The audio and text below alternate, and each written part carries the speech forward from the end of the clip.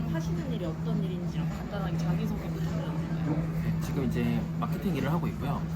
마케팅 서비스를 판매를 하는 거고, 궁극적으로는 이제 고객들의 상품이나 고객들의 서비스를 이제 대신 마케팅을 해주는 행사를 운영을 하고 있습니다. 그리고 이제 주로 하고 있는 카테고리는 병원이나 웰리스 콘텐츠들로 주로 하고 있습니다. 그럼 이 일을 시작하게 된 계기가 어떻게 되세요? 시작은 영업이라는 직군을 시작을 했었어요. 근데 영업을 하다 보니까 제가 이제 제 클라이언트를 늘리기 위해서 제가 마케팅을 할 줄 알아야 되는 거예요. 요즘 퍼스널 브랜딩이라는 말 하잖아요. 그런 게 필요해서 스스로 공부를 시작하게 됐어요. 뒤늦게. 이게 학교에서 배우는 거랑 실제 다르거든요. 저를 알리기 위한 마케팅 공부를 하다 보니까 재밌는 거예요. 그래서 처음에는 돈을 받지 않고 주변에 뭐 여러 사람들을 이제 도와주기 시작하다 보니까 근데 매출도 오르고 그런 효과들이 있어서 이걸 업으로 해봐야겠다. 사실 제가 필요해서 시작한 마케팅이었는데 지금은 이제 그걸 제 업으로 하고 있는 상황입니다. 10년 정도 됐습니다. 일 하시면서 느낀 것 중에 마케팅에서 가장 중요하다고 생각하는 게 뭐라고 생각하세요? 일단은 세 가지 정도가 있을 것 같은데 예를 들어서 요즘 뭐 틱톡이 유행한다 라고 해서 우리 업에 맞는 건 아닐 수 있거든요. 일단은 내 상태 진단이 제일 중요할 것 같아요. 이거는 조금 고차원적인 얘기긴 한데 마케팅만 보는 게 아니라 사실은 가게라고 한다면 가게 경영 구조를 먼저 봐야 되는 게 맞는 것 같아요. 그래서 경영 구조를 검토를 해보고 우리가 뭔가 알리는 것보다 내부에 대한 개선이 먼저 시급하면은 그걸 먼저 하는 게 맞는 것 같아요. 이거는 마케팅 요소는 아니지만 되게 중요하죠. 근데 이것도 내부 마케팅으로 보는 경우도 있어요. 예를 들어 뭐 병원인데 CS가 너무 안 좋은 거죠. 그럼 아무리 신규 환자가 와도 의미가 없는 거죠. 계속 안 좋은 후기만 쌓이고. 그래서 그걸 내부 마케팅이라고 하는데, 그러니까 그게 전제가 됐다는 선에서 외부에 대한 마케팅을 한다고 했었을 때 제일 중요한 건 이제 우리 단계를 봐야 되는데, 우리 브랜드가 지금 알려야 되는 단계인지, 우리 타겟 고객들한테 전혀 인지가 안 돼 있다 라고 하면 사실은 이걸 하고 있다는 걸 알리는, 그 노출에 대한 걸 늘릴 수 있는, 그거를 뭐 광고를 통해서 하든 컨텐츠를 통해서 하든 그런 걸 해야 되는 거고. 근데 우리가 좀 알려졌는데 거기서 좀 오는 것 같은데 전환율이 안 좋다라고 하면은 좀 브랜딩적인 요소를 가미를 해야겠죠. 또는 뭔가 후기를 강화하거나 뭐 스토리텔링 하거나, 그때부터는 이제 여러 가지를 이제 작전을 하는 거고. 사실 마케팅이 정확한 용어로 치면 저는 전략이 맞는 것 같아요. 그 안에 브랜딩도 있고 광고도 있고, 광고는 말 그대로 그 사람 앞에 가서 딱 얘기하는 게 광고거든요.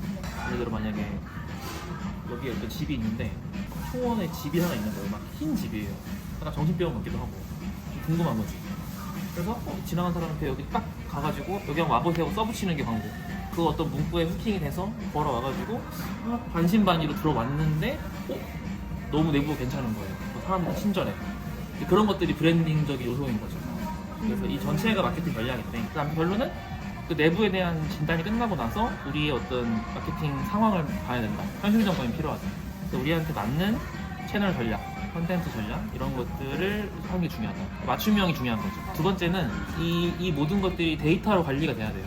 예를 들어 단순히 뭐 릴스 조회수, 뭐 블로그로 우리 홈페이지 얼마나 들어오는지 그 숫자뿐만 아니라, 그걸 전문 용어로 퍼널이라고 하는데 단계가 있죠. 예를 들어서 우리 고객들이 내가 의도한 대로 해서 어느 컨텐츠에서 최초 우리 브랜드를 인지를 하고, 그거 알아보기 위해서 네이버에서 검색을 하고, 검색을 해보니까 괜찮네, 홈페이지에 들어와서 상담 문의 남기고, 이 단계별로 뭔가 수치적인 데이터가 모니터링이 돼야 돼요. 그냥 감으로 인스타 요즘 문의 많이 오는 것 같은데 뭐 이런 식으로 하면 안 된다는 거죠. 특히 유료 광고를 집행을 한다. 당연히 수치가 들어가는 부분입니다.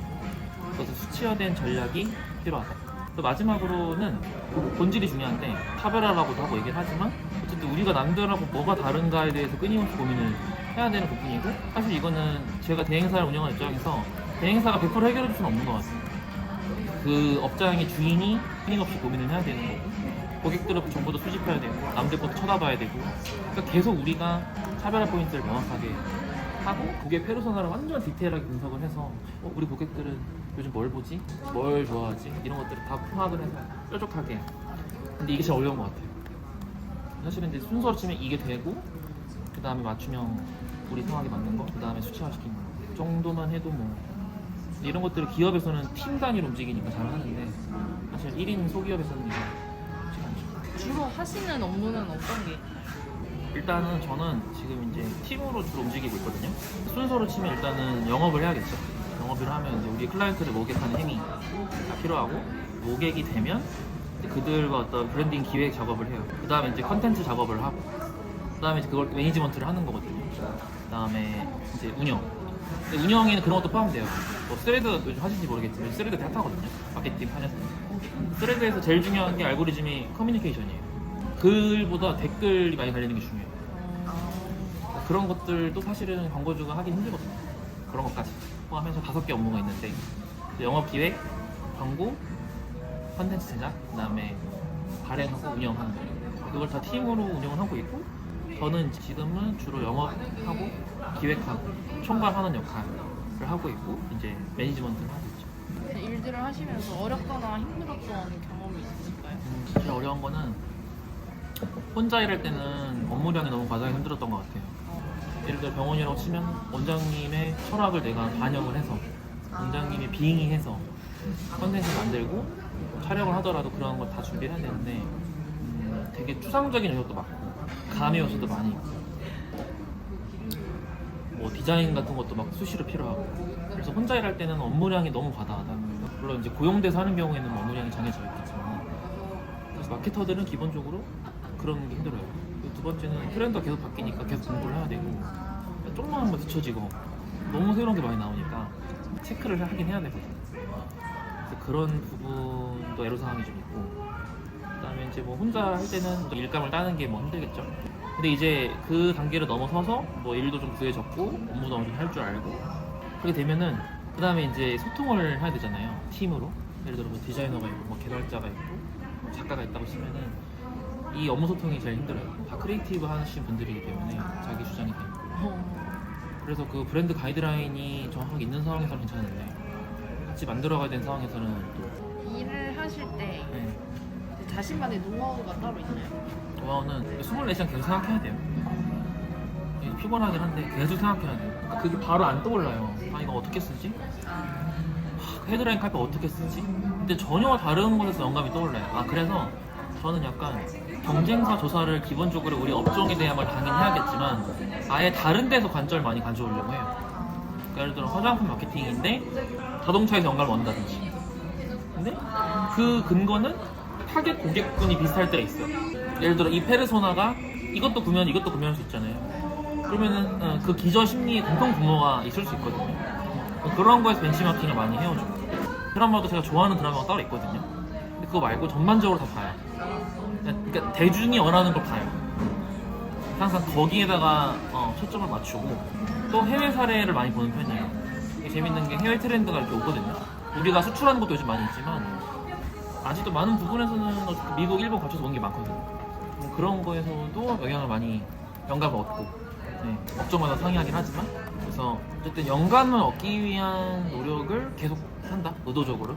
어쨌든 계속 인풋을 넣어줘야 아웃풋이 나오는 그런 직업이다 보니까 그런 게 있고 책도 많이 읽고 영화도 많이 보고 그래서 그게 뭐 일이 아니고 그냥 계속 다른 사람이나 기업의 사례를 보고 마음에 들었던 일이 있으신가요?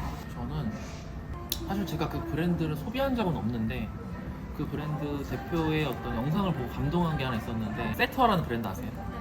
옷이라는 브랜드에 제가 막 잘 알고 있는 건 아닌데 그 브랜드의 그 대표의 철학 어떻게 일을 하는지에 대해서 영감을 엄청 많이 받았고 근데 그러고 나서 보니까 이제 그 브랜드가 막 광고도 보이고 하는 거예요. 결론적으로 가장 좋은 마케팅이 지인 마케팅이거든요. 소개. 야 이거 했더니 좋더라 이거잖아요. 그럼 SNS로 할 수 있는 제일 좋은 거는 인스타 스토리인 것 같아요. 인스타 스토리에 막 협찬이나 뭐 리뷰 혜택 이런 게 아니고 내가 자발적으로 그러니까 내가 입은 이 옷이 너무 마음에 들어서 올렸는데 난 이 브랜드 너무 좋아서 세터를 태그로 보낸 거예요.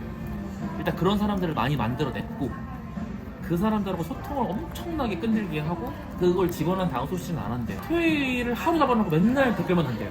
세터가 어쨌든 토요일에 생각나는 옷이다 이런 건데 그러면은 그 태그한 걸 다 들어가서 최신 게시물 다 들어가서 다 댓글 남겨주고 그렇게 해서 처음에는 한두 명이겠지만 100명이 되고 그렇게 소통을 집중하다 보니까 고객의 자발적인 확산이 그런 마케팅이 너무 중요한 것 같아요.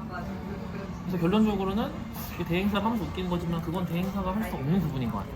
세터라는 브랜드가 정말 그렇게 컸구나. 수고하셨습니다.